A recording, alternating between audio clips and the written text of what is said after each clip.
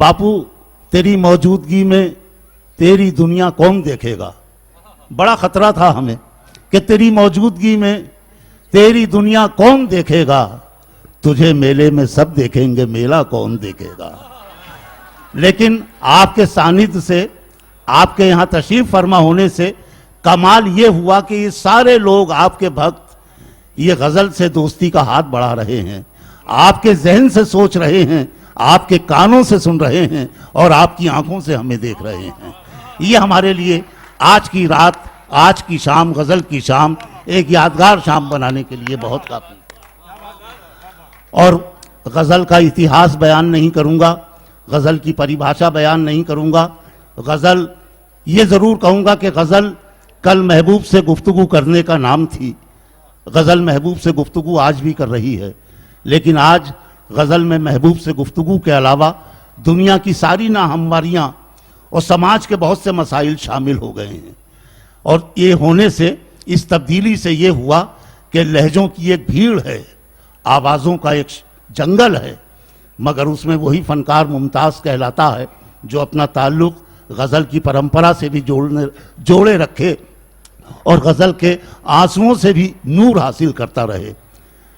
मैंने जो बंगाल के जादू का जिक्र किया था, वो जादू आज हमारी शायरी में मुनव्वर राना का नाम है। मुनव्वर राना सिर्फ गज़ल के शायर नहीं, वो अपने कलम से फिरोज़ भी ऐसी लिख रहे हैं कि सारी दुनिया के पढ़े लिखे लोग, दानिश्वर लोग उनको अपना महबूब समझने लगे।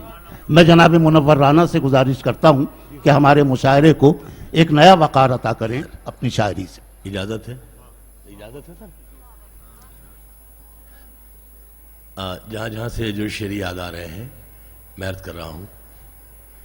कुछ शेर आपकी खिदमत में है। एक मतला ये है कि दरिया को ज़ोम था कि मैं धारे पे आ गया।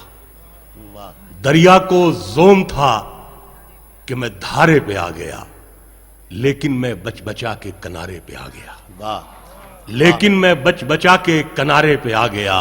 और शेर ये अर्ज किया है कि मुझको बुलाने वालों की उम्रें निकल गईं, लेकिन मैं तेरे एक इशारे पे आ गया। मुझको बुलाने वालों की उम्रें निकल गई। वाह वाह वाह वाह। दरिया को ज़ोम था कि मैं धारे पे आ गया, लेकिन मैं बच बचा के किनारे पे आ गया। वाह वाह वाह। और मुझको बुलाने वालों की उम्रें निकल गईं, लेकिन मैं तेरे एक इशारे पे आ गया। वाह वाह वाह। लेकिन मैं तेरे एक इशारे पे आ गया। और शेर ये अर्ज किया है कि सांसों की डोर टूट भी जाए तो गम नहीं। वाह। सांसों की डोर टूट भी जाए तो गम नहीं, शुक्र खुदा मैं 30वें पारे पे आ गया। सांसों की डोर टूट भी जाए तो गम नहीं, शुक्र खुदा मैं 30वें पारे पे आ गया। और जहां से जो शेर याद आ रहे हैं मैं अर्ज कर रहा हूं। हजरात, मुझे सर मेरी एक खराबी है कि मुझे नए शेर पढ़ने का बड़ा शौक है। मैं बिल्कुल नए शेर जो बिल्कुल ताज़ा गज़ल है, मतलब ये अर्ज किया है कि न कमरा जान पाता है, नांगनाई समझती है। न कमरा जान पाता है, नांगनाई समझती है। कहां देवर का दिल अटका है, भौजाई समझती है। न कमरा जान पाता, न कमरा जान पाता है, नांगनाई समझती है। कहां देवर का दिल अटका है, भौजाई समझती है। और हमारे और उसके बीच एक धागे का रिश्ता है, हमें लेकिन हमेशा वो सगा भाई समझती है। वाह। हमारे और उसके बीच एक धागे का रिश्ता। वाह वाह वाह वाह वाह। हमारे और उसके बीच एक धागे का रिश्ता है, हमें लेकिन हमेशा वो सगा भाई समझती है। हमें लेकिन हमेशा वो सगा भाई समझती है। और बाबू शेर ये अर्ज किया है कि तमाशा बन के रह जाओगे तुम भी सबकी नजरों में। तमाशा बन के रह जाओगे तुम भी सबकी नजरों में, ये दुनिया दिल के टांकों को भी तुरपाई समझती है। तमाशा बन के रह जाओगे तुम भी सबकी नजरों में, ये दुनिया दिल के टांकों को भी तुरपाई समझती है। ये दुनिया दिल के टांकों को भी तुरपाई समझती है। ये दुनिया दिल के टांकों को भी तुरपाई समझती है। और शेर अर्थ किया है कि میں ہر اعزاز کو اپنے ہنر سے کم سمجھتا ہوں. میں ہر اعزاز کو اپنے ہنر سے کم سمجھتا ہوں. حکومت بھیک دینے کو بھی بھرپائی سمجھتی ہے. میں ہر اعزاز کو اپنے ہنر سے کم سمجھتا ہوں. حکومت بھیک دینے کو بھی بھرپائی سمجھتی ہے. اور رضا جہاں سے جو شعر یاد آ رہے ہیں میں عرض کر رہا ہوں.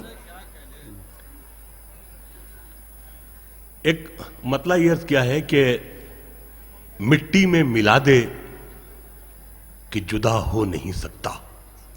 مٹی میں ملا دے کہ جدا ہو نہیں سکتا. اب اس سے زیادہ میں تیرا ہو نہیں سکتا. مٹی میں ملا دے کہ جدا ہو نہیں سکتا.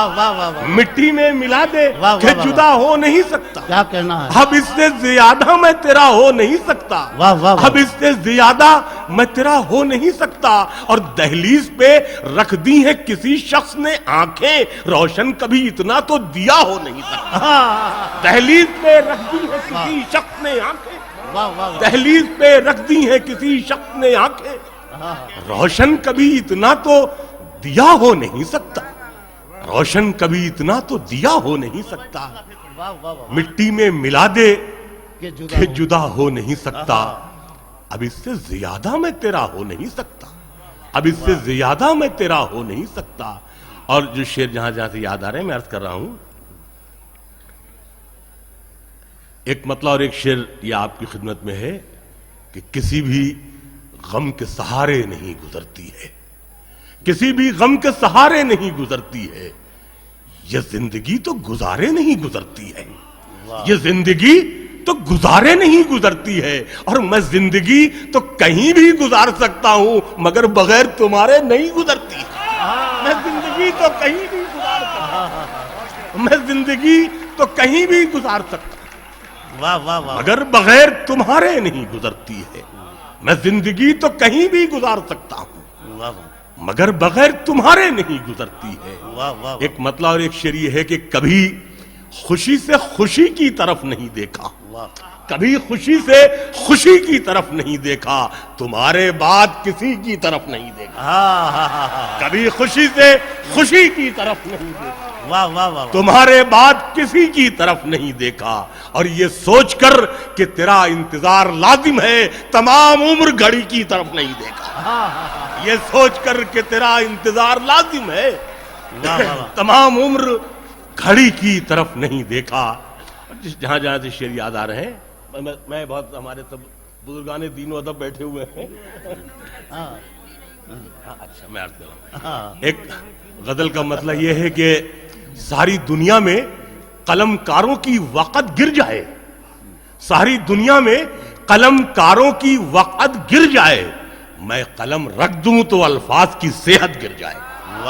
ساری دنیا میں قلم کاروں کی وقت گر جائے, ساری دنیا میں قلم کاروں کی وقت گر جائے, میں قلم رکھ دوں تو الفاظ کی صحت گر جائے.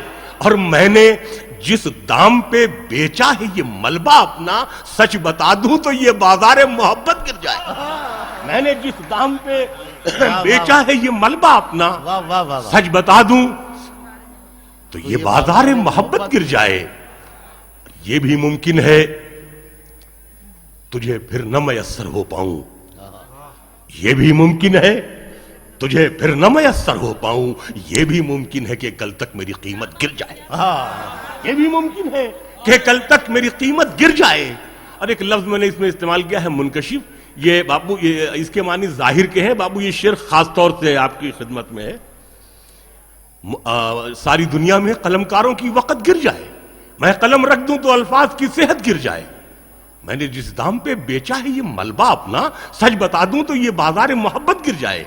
اور شعر یہ ہے کہ منکشف جلدی سے ہوتے ہی نہیں ہیں ہم لوگ, ورنہ ہم ہاتھ اٹھا لے تو حکومت گر جائے. ورنہ ہم ہاتھ اٹھا لے تو حکومت گر جائے. منکشف جلدی سے ہوتے ہی نہیں ہیں ہم لوگ, ورنہ ہم ہاتھ اٹھا لے تو حکومت گر جائے. ساری دنیا میں قلم کاروں کی وقت گر جائے, میں قلم رکھ دوں. میں عرض کر رہا ہوں میں حضرات معراج بھائی بھی ہمارے बड़े हैं, जैसा ये बेटे से 5 मिनट इसे जरा, जैसा इसे 5 मिनट जैसा। सारी दुनिया में कलमकारों की वक्त गिर जाए। वसीम भाई ने गजल का के लिए हुक्म दिया। मिराज साहब ने कहा कि मैंने हजरात गजल पर बड़ा इल्जाम था, उर्दू गजल पर, कि इसमें सिर्फ हुस्न व इश्क गुल बुलबुल की शायरी होती है। तो मैंने माँ को अपना महबूब बनाया और मैंने मुख्तलिफ गोशों से मैंने शेर मैं अर्ज कर रहा हूँ। देखिए चंद शेर में अर्ज कर रहा हूँ, अलग अलग से देखिएगा। मेरी एक किताब भी हिंदी में और उर्दू में आई, माँ के नाम से, जिसमें से बहुत से शेर हैं। एक मतला यह है कि लिपट जाता हूं माँ से और मौसी मुस्कुराती है। लिपट जाता हूं माँ से और मौसी मुस्कुराती है। मैं उर्दू में गजल कहता हूं, हिंदी मुस्कुराती है। लिपट जाता हूं माँ से और मौसी मुस्कुराती है। लिपट जाता हूं माँ से और मौसी मुस्कुराती है। मैं उर्दू में गजल कहता हूं, हिंदी मुस्कुराती है।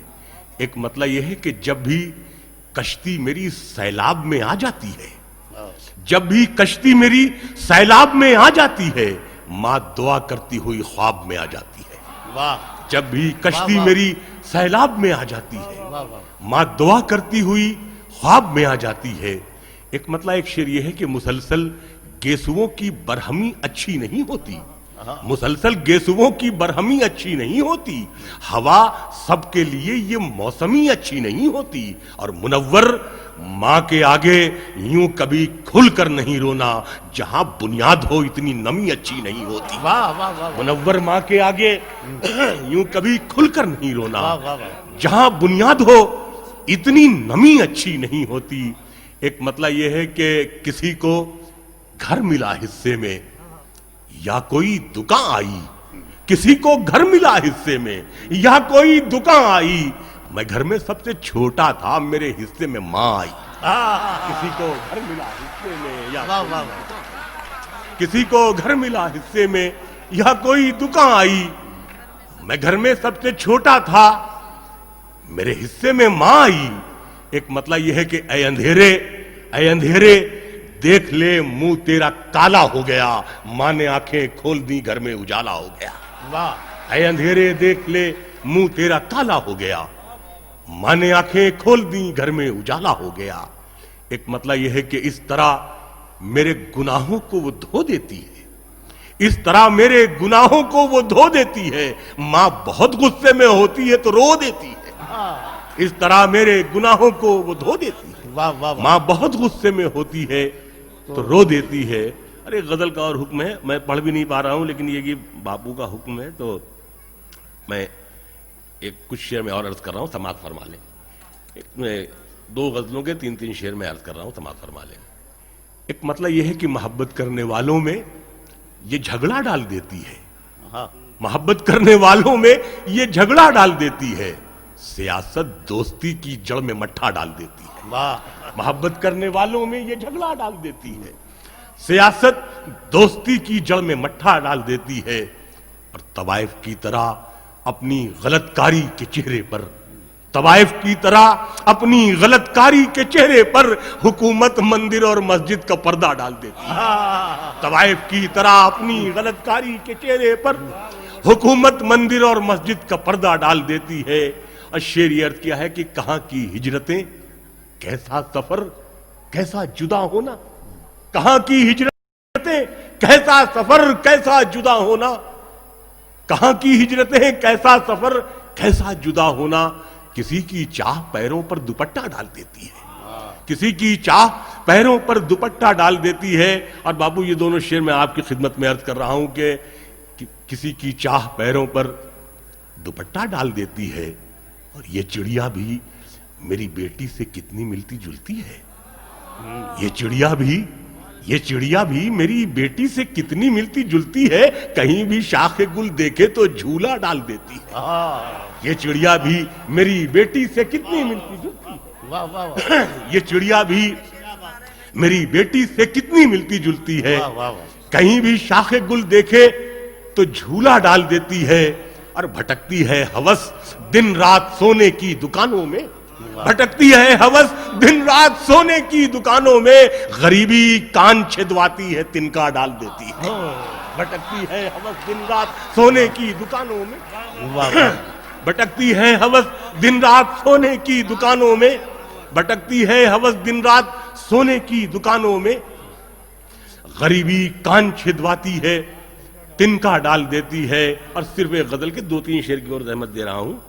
مطلب میں نے باپو یہ عرض کیا ہے کہ نہ میں کنگھی بناتا ہوں، نہ میں چوٹی بناتا ہوں، نہ میں کنگھی بناتا ہوں، نہ میں چوٹی بناتا ہوں، غزل میں آپ بیتی کو میں جگ بیتی بناتا ہوں، نہ میں کنگھی بناتا ہوں، نہ میں چوٹی بناتا ہوں، غزل میں آپ بیتی کو میں جگ بیتی بناتا ہوں۔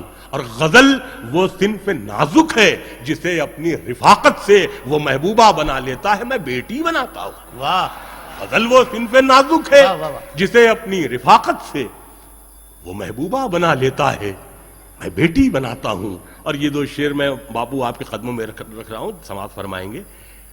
وہ محبوبہ بنا لیتا ہے، میں بیٹی بناتا ہوں، اور مجھے اس شہر کی سب لڑکیاں آداب کرتی ہیں، مجھے اس شہر کی سب لڑکیاں آداب کرتی ہیں، میں بچوں کی کلائی کے لیے راکھی بناتا ہوں، مجھے اس شہر کی سب لڑکیاں آداب کرتی ہیں، مجھے اس شہر کی سب لڑکیاں آداب کرتی ہیں، میں بچوں کی کلائی کے لیے راکھی بناتا ہوں، اور حکومت کا ہر ایک انعام ہے بندوق سازی پر، حکومت کا ہر ایک انعام ہے بندوق سازی پر، مجھے کیسے ملے گا میں تو بیساکھی بناتا ہوں، مجھے کیسے ملے گا میں تو بیساکھی بناتا ہوں۔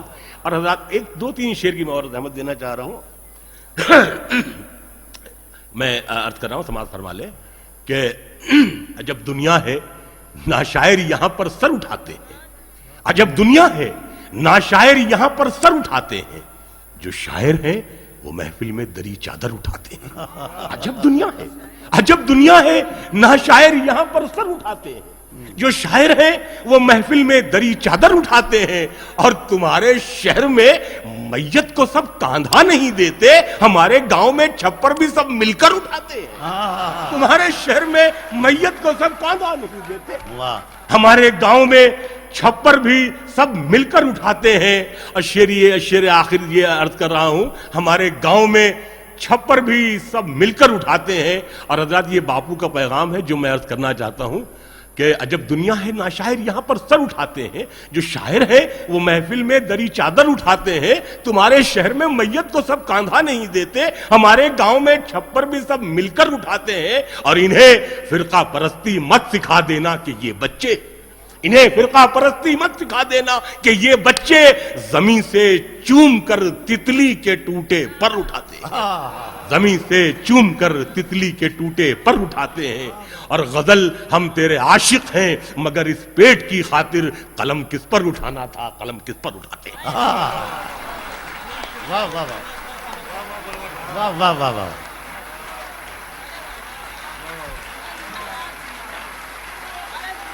بہت مبارک ہو منور بھائی، باپو آشیرواد سوروپ آپ کے لیے اب تک تالیاں بجا رہے ہیں۔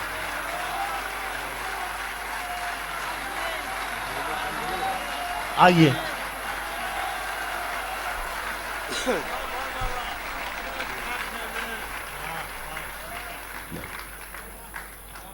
میں عرض کر رہا ہوں، میں عرض کر رہا ہوں عظیم بھائی،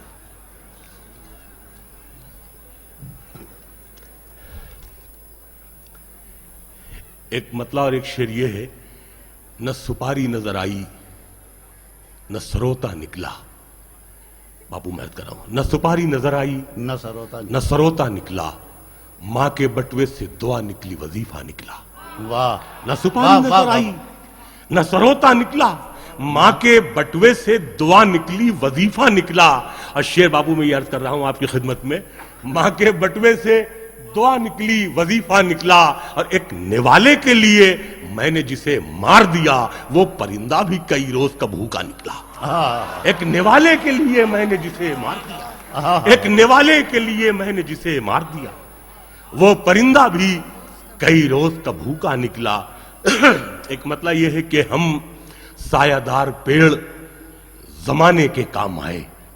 ہم سایہ دار پیڑ زمانے کے کام آئے. جب سوکھنے لگے تو جلانے کے کام آئے. جب سوکھنے لگے تو جلانے کے کام آئے. اور تلوار کی نیام کبھی پھینکنا نہیں, ممکن ہے دشمنوں کو ڈرانے کے کام آئے. تلوار کی نیام کبھی پھینکنا نہیں, ممکن ہے دشمنوں کو ڈرانے کے کام آئے. اور کچا سمجھ کے بیچ نہ دینا مکان کو, کچا سمجھ کے بیچ نہ دینا مکان کو, شاید کبھی یہ سر کو چھپانے کے کام آئے. شاید کبھی یہ سر کو چھپانے کے کام آئے. اور شعر میں کچھ عرض کر رہا ہوں, سماعت فرمائے تھا فراز صاحب, آپ غزل کے سب سے بڑے راج مستری, میں چھوٹا موٹا تھا. شعر سماعت فرمائیے. دیکھیے بابو, میں یہ مطلب بھی آپ کی نظر ہے کہ کبھی کبھی پیرہن کہتے ہیں کپڑے لباس, کبھی کبھی تو میرے پیرہن سے آتی ہے, کبھی کبھی تو میرے پیرہن سے آتی ہے, وہی مہک جو تمہارے بدن سے آتی ہے. اچھا, کبھی کبھی تو میرے واہ واہ واہ واہ, کبھی کبھی تو میرے پیرہن سے آتی ہے, وہی مہک جو تمہارے بدن سے آتی ہے. میں اس کے جسم پہ کافور مل کے آیا تھا, مگر گلاب کی خوشبو کفن سے آتی ہے. میں اس کے جسم پہ کافور مل کے آیا تھا, میں اس کے جسم پہ کافور مل کے آیا تھا, مگر گلاب کی خوشبو کفن سے آتی ہے. شعر یہ عرض کیا ہے کہ ہمارے دل سے تو اچھا ہے آئینہ تیرا, کہ ٹوٹتا ہے تو آواز چھن سے آتی ہے. ہمارے دل سے تو اچھا ہے, ہمارے دل سے تو اچھا ہے آئینہ تیرا, کہ ٹوٹتا ہے تو آواز چھن سے آتی ہے. اور دو تین شعر کسی غزل کے میں جہاں سے یاد آ رہے ہیں میں عرض کیے دے رہا ہوں. ہاں ایک غزل مجھے کچھ شعر یاد آیا, میں عرض کر رہا ہوں. ایک مطلب یہ ہے کہ ہمارا تیر, بابو سنیے گا, ہمارا تیر کچھ بھی ہو نشانے تک پہنچتا ہے. ہمارا تیر کچھ بھی ہو نشانے تک پہنچتا ہے, پرندہ کوئی موسم ہو ٹھکانے تک پہنچتا ہے. ہمارا تیر کچھ بھی ہو نشانے تک پہنچتا ہے, پرندہ کوئی موسم ہو ٹھکانے تک پہنچتا ہے. دھواں بادل نہیں ہوتا کہ بچپن دوڑ پڑتا ہے, دھواں بادل نہیں ہوتا کہ بچپن دوڑ پڑتا ہے. خوشی سے کون بچہ کارخانے تک پہنچتا ہے. دھواں بادل نہیں ہوتا, دھواں بادل نہیں ہوتا کہ بچپن دوڑ پڑتا ہے. دھواں بادل نہیں ہوتا کہ بچپن دوڑ پڑتا ہے. خوشی سے کون بچہ کارخانے تک پہنچتا ہے. میں چاہوں تو مٹھائی کی دکانیں کھول سکتا ہوں, میں چاہوں تو مٹھائی کی دکانیں کھول سکتا ہوں, مگر بچپن ہمیشہ رام دانے تک پہنچتا ہے. مگر بچپن ہمیشہ رام دانے تک پہنچتا ہے. میں چاہوں تو مٹھائی کی دکانیں کھول سکتا ہوں, مگر بچپن ہمیشہ رام دانے تک پہنچتا ہے. ابھی یہ زندگی تجھ کو ہمارا ساتھ دینا ہے, ابھی یہ زندگی تجھ کو ہمارا ساتھ دینا ہے. ابھی بیٹا ہمارا صرف شانے تک پہنچتا ہے. ابھی یہ زندگی تجھ کو ہمارا ساتھ دینا ہے, ابھی یہ زندگی تجھ کو ہمارا ساتھ دینا ہے. ابھی بیٹا ہمارا صرف شانے تک پہنچتا ہے. اور حضرات تین چار شعر میں اور عرض کر رہا ہوں, سماعت فرما لے. غزل کا مطلب یہ ہے کہ کوئل بولے یا گوریا اچھا لگتا ہے, کوئل بولے یا گوریا اچھا لگتا ہے, اپنے گاؤں میں سب کچھ بھیا اچھا لگتا ہے. کوئل بولے یا گوریا اچھا لگتا ہے, کوئل بولے یا گوریا اچھا لگتا ہے, اپنے گاؤں میں سب کچھ بھیا اچھا لگتا ہے. اور شعر یہ بابو میں عرض کر رہا ہوں, دیکھیں میں نے اس میں کچھ میں نے اچھی بات اور سلیقے سے عرض کی ہو تو میں آپ کی دعائیں چاہتا ہوں کہ کوئل بولے یا گوریا اچھا لگتا ہے, اپنے گاؤں میں سب کچھ بھیا اچھا لگتا ہے, اور تیرے آگے ماں بھی موسی جیسی لگتی ہے, تیرے آگے ماں بھی موسی جیسی لگتی ہے. تیری گود میں گنگا میاں اچھا لگتا ہے. تیرے آگے ماں بھی موسی جیسی, تیرے آگے ماں بھی موسی جیسی لگتی ہے, تیرے آگے ماں بھی موسی جیسی لگتی ہے. تیری گود میں گنگا میاں اچھا لگتا ہے, تیری گود میں گنگا میاں اچھا لگتا ہے. اور کاغا کی آواز بھی چٹھی جیسی لگتی ہے, پیڑ پہ بیٹھا ایک گویا اچھا لگتا ہے. کاغا کی آواز بھی چٹھی جیسی لگتی ہے. کاغا کی آواز بھی چٹھی جیسی لگتی ہے، پیڑ پہ بیٹھا ایک گویا اچھا لگتا ہے، اور شعر آخری عرض کیا ہے کہ مایا موہ بڑھاپے میں بڑھ جاتا ہے، مایا موہ بڑھاپے میں بڑھ جاتا ہے، بچپن میں بس 1 روپیہ اچھا لگتا ہے۔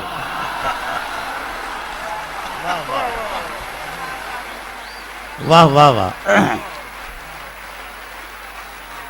کون سا دل ہے اس پنڈال میں جس کے دروازے پر منور رانا کی شاعری نے دستک نہیں دی اور یہ ثابت کر دیا کہ محبوبہ کے لب و رخسار چھوڑیے، ماں کے چہرے کی جھرری پر بھی غزل لکھی جا سکتی ہے، بہن کے ماتھے کی بندی پر بھی غزل لکھی جا سکتی ہے، بیٹی کے شانوں پر پڑے ہوئے آنچل پر بھی غزل لکھی جا سکتی ہے۔